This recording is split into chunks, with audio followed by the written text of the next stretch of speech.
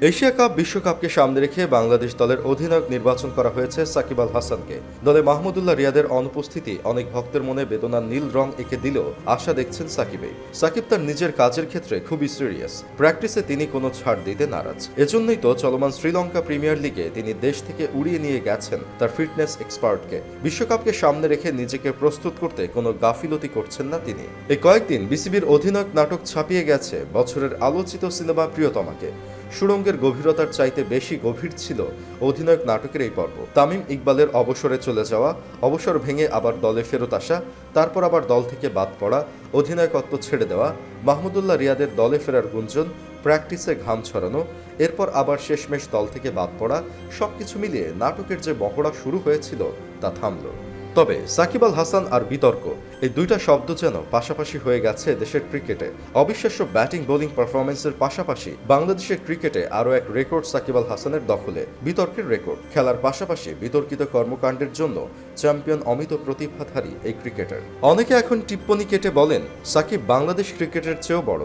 অন্তত শেষ কয়েকটা সিরিজের দিকে তাকালে তা মনে হওয়া অস্বাভাবিকও নয়। সাধারণত একটা সিরিজের আগে যে বিষয়গুলো নিয়ে আলোচনা হয় তা হলো দল কেমন খেলবে, কোন প্লেয়ারের পারফরমেন্স কেমন হবে, কিংবা প্রতিপক্ষের শক্তি সামর্থ্য নিয়ে চুলচেরা বিশ্লেষণ। কিন্তু না, প্রতিটা সিরিজ শুরুর আগে ইদানিং সবচেয়ে বেশি চর্চা হয় সাকিব আল হাসান কি আদৌ খেলবেন, কোন সিরিজে খেলবেন, কোন সিরিজে খেলবেন না।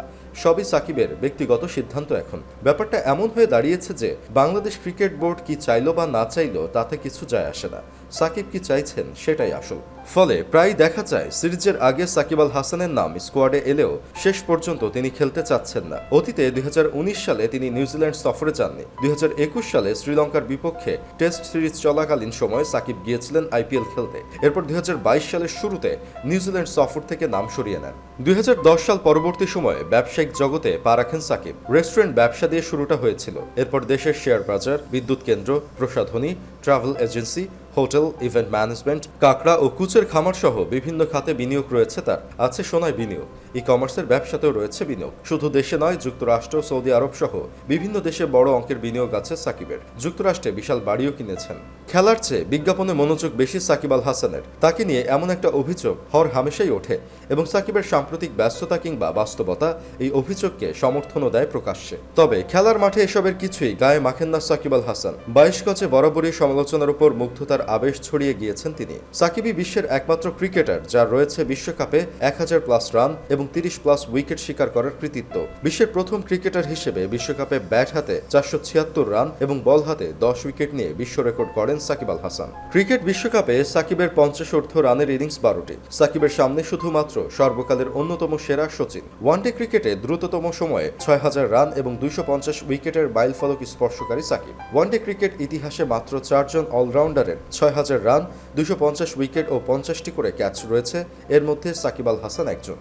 9টি টেস্ট খেলুড়ে দেশের বিরুদ্ধে 5 উইকেট নেওয়ার অর্জন রয়েছে সাকিব সহ মাত্র 4 জনের। সে রেকর্ড আবার তিনি করেছেন সবচেয়ে দ্রুততম সময়ে, মাত্র 50 টেস্টে। আন্তর্জাতিক টি-20 ক্রিকেটে 1500 রান এবং 60 উইকেট নেওয়া একমাত্র অলরাউন্ডার সাকিব আল হাসান। প্রথম বাঁহাতি বোলার হিসেবে টি-20 ক্রিকেটে 300 উইকেট শিকারীও সাকিব। ক্রিকেট ইতিহাসের সবচেয়ে সংক্ষিপ্ত এই সংস্করণে দ্বিতীয় অলরাউন্ডার হিসেবে 4000 রান ও 300 উইকেটের মাইল ফলকের মালিক সাকিব আল হাসান। 2017 সালে প্রথম বাংলাদেশি ক্রিকেটার হিসেবে পেয়েছিলেন বিশ্ব ক্রিকেটের আভিজাত্যের প্রতীক এমসিসি ওয়ার্ল্ড ক্রিকেট কমিটির সভায় প্রতিনিধিত্বের সুযোগ। আগেই বলেছি, সাকিবের কৃতিত্বের তালিকা করতে গেলে গলদঘর্ম হতে হয়। পরিসংখ্যানের পাল্লা একজন সাকিব বাংলাদেশ তো বটেই, বিশ্ব ক্রিকেটেই বিরল। সাকিব মানেই সাকিবই। বাংলাদেশ ক্রিকেটে এই নামটা তাই মহাকাব্য, রূপকথা, বিতর্ক আর বিড়ম্বনার।